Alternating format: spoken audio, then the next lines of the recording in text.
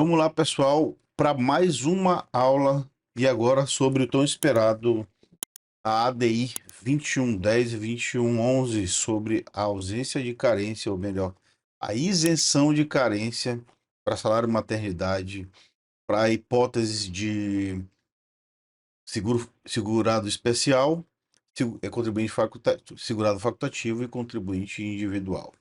Foi estendido para eles pelo Supremo, pela essa decisão, e as ADIs foram publicadas na semana passada, dia 24 de maio.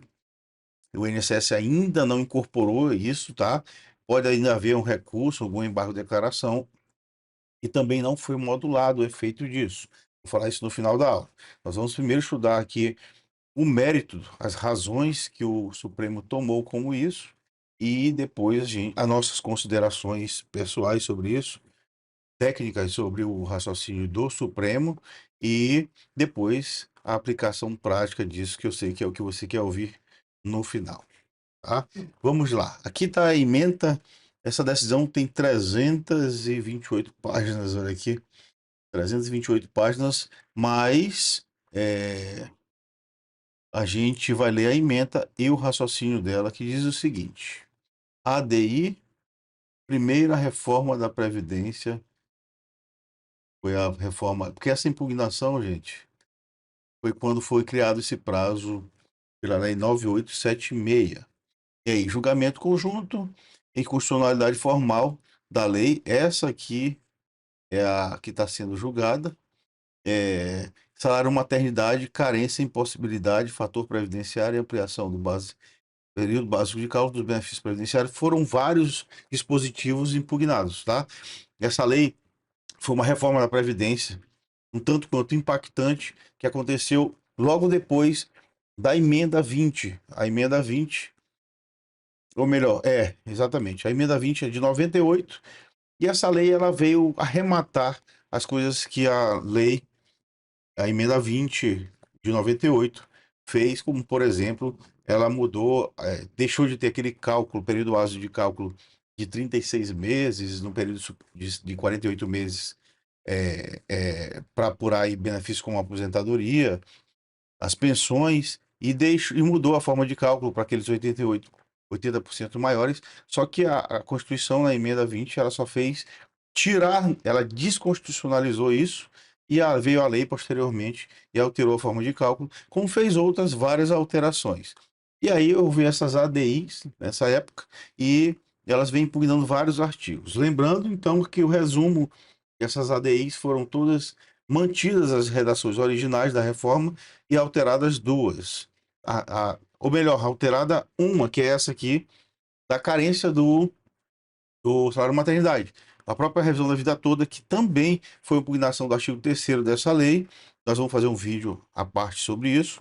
Essa revisão da vida toda foi revertida e aí também foi mantida a redação lá com o raciocínio do INSS.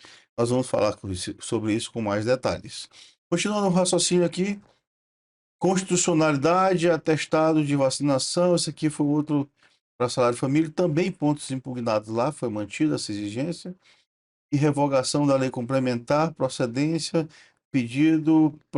até aqui. Em relação aos artigos 25, para quem não sabe, o artigo 25, ou melhor, o 26 e 27 tratam da carência, e aqui no prazo de hoje são 10 meses, né, a carência do salário maternidade. O fundamento está bem aqui nesse item 4. O Supremo usou 3 argumentos. Eu discordo de todos eles, tecnicamente falando, mas é uma DI, tem repercussão geral isso aí, inclusive obrigatória para a administração pública e para o próprio judiciário. Se o judiciário desrespeitar esse raciocínio, o INSS, inclusive, pode até entrar com uma reclamação, ou a própria parte, se for legítima para isso, tá? E o primeiro raciocínio está aqui: viola o princípio da isonomia, a imposição de carência para a concessão de salário maternidade, tendo em vista que, primeiro, revela presunção pelo legislador de má-fé dos trabalhadores autônomos. E aqui eu vou contra isso, porque essa ideia de presumir boa-fé para um segurado, ela tem um tanto quanto uma natureza sui generis. Por quê? não é que a administração está presumindo má-fé, é porque o que está em jogo aqui é a natureza de risco, a natureza de seguro.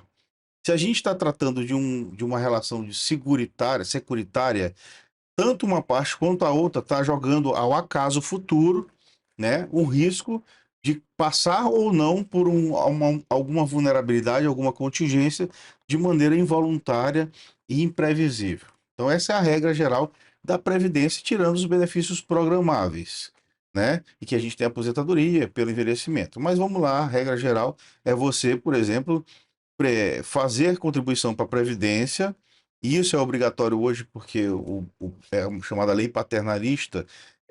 O segurado faz essa contribuição para se proteger a si mesmo, né? Se deixar compulsoriamente ou melhor, se deixar facultativamente, ele não vai fazer a contribuição. E aí você faz a contribuição para um sistema para eventualmente, se vier a falecer, a gente tem a cobertura dos filhos. E aí, nesse caso, não tem carência. Se vier a ser preso, tem a cobertura também para os filhos. Se vier a adoecer, tem o auxílio por incapacidade temporária ou aposentadoria por incapacidade permanente. E no salário maternidade tem um viés um pouco diferente. Por quê? Porque aqui se exige uma carência, porque o fato ele não é tão imprevisível quanto uma doença ou quanto uma morte ou uma prisão. Ele não é tão involuntário e imprevisível, e aqui existe sim um certo grau de previsibilidade. E aí eu estou falando aqui do objeto, tá? Dos sujeitos, daqui a pouco eu falo, que são a diferença entre os contribuintes e os outros segurados da Previdência. Se existe aqui entre eles um certo canal de previsibilidade, não é certo você deixar que uma das partes tenha total controle sobre isso, porque você desnatura a natureza do risco da Seguridade Social. E esse argumento de dizer que ele está presumindo má fé, presumindo boa fé, ele não cabe aqui. Ele simplesmente colocou por baixo, jogou por água abaixo toda a natureza seguritária do benefício. Então, a pessoa engravida e um mês antes ela contribui e o INSS não pode dizer que foi má fé e vai pagar 4 meses aí de benefício. É um prejuízo garantido para a Previdência, com um raciocínio um tanto quanto fixado aí, fissurado aí na boa-fé do cidadão, quando na verdade não se trata de dizer que é má-fé ou boa-fé. Se trata de realmente ter a convicção de que tem que ter um mínimo de natureza de incerteza para as partes, para que o contrato de seguro, para que a cobertura securitária, ela tenha, sim, essa essência de valia. Mas, enfim, o Supremo entendeu que esse raciocínio, que tem que ser de boa-fé, é um dos pilares para se conceder o benefício. O outro argumento é devido às contribuições previdenciárias, contribuições individuais, ou melhor, é devido às contribuintes individuais o mesmo tratamento dispensado às empregadas, às seguradas empregadas, em homenagem à mulher, ao direito da mulher de acesso ao mercado de trabalho, e observado ainda o direito de a criança ser cuidada nos primeiros meses pela mãe. Aqui ele pecou até um pouco aqui pelo excesso aqui, porque aqui resumiu salário maternidade só ao parto, né? Fala em criança nos primeiros meses e fala em segurada contribuinte individual, quando na verdade o homem também pode receber. E eu publiquei até um artigo sobre isso chamado Além do Parto, justamente mostrando que o nome salário maternidade tem que mudar de nome hoje, porque ele não protege mais só essa maternidade biológica, né? Protege todo um seio familiar que se inaugura ali. E aí é uma certa tecnia aqui, talvez até um certo desuso, isso aqui com o tempo vai ser incabível esse raciocínio. Mas aqui, voltando para o argumento deles, eu falei sobre o argumento objetivo, que é justamente a questão da necessidade de carência por causa da natureza do salário maternidade, que tem uma certa previsibilidade diferente dos outros. Agora vamos para os argumentos subjetivos dos sujeitos. Não dá para a gente falar aqui, gente, que o contribuinte individual ele tem que se fechar os olhos e dizer que ele tem toda a igualdade em relação ao empregado.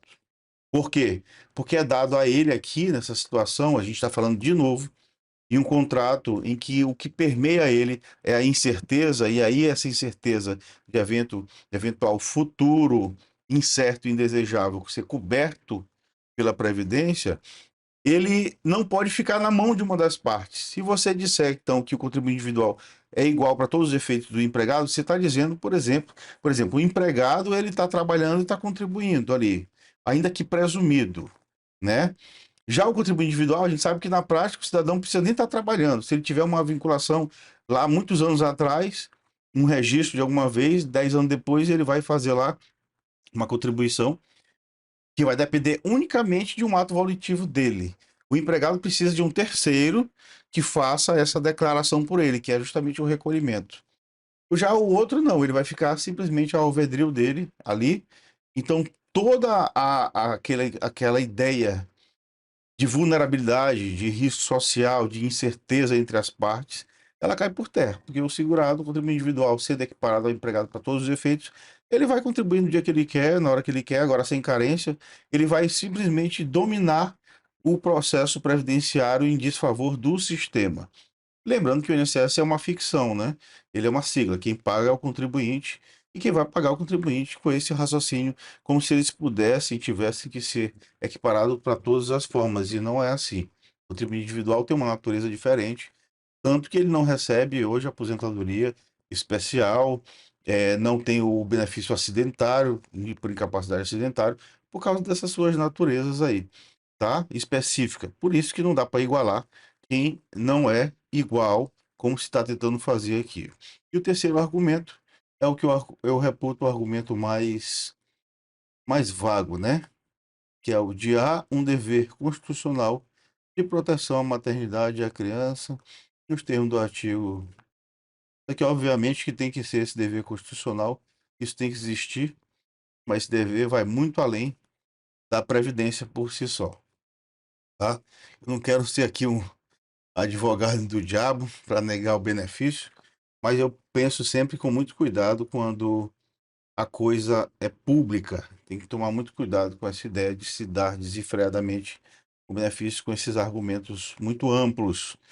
E a cobertura à maternidade e à criança vai desde a proteção, conselho tutelar, escola, vacina, saúde, educação e previdência. Só que a previdência aqui, ela tem que ter, evidentemente, um mínimo de custeio, tá bom? Então, por isso, é o raciocínio que, penso eu, que, enfim, o Supremo tomou como os motivos para conceder a extensão para o segurado e está em vias aí de execução. E então vamos agora para a parte prática, o que pode acontecer. Primeiro, não foi modulado os efeitos ainda pelo Supremo. Pode ser que ele não module. Pode entrar com embargo de declaração? Pode haver, sim, ainda um embargo de declaração. Está em prazo de recurso, né? Ou melhor, está em prazo de trânsito em julgado. Foi publicado semana passada. Digamos que o INSS, no que não haja recurso e que hoje o processo transite em julgado, o INSS tem que cumprir essa decisão.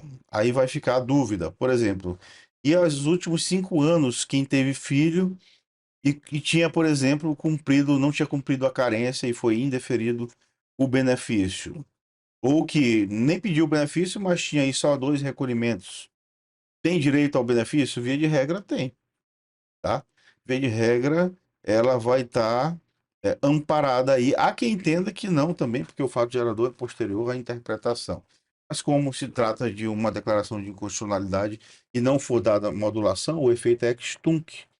E aí, realmente, a prescrição pode alcançar, mas mesmo assim, nos últimos 5 anos, se o efeito é ex tunc retornando desde a origem, e a impugnação, lembrando que a da lei é de novembro de 99, então, se os partos ocorrerem em tese de lá para cá, teriam esse direito de realmente fazer esse pedido administrativamente.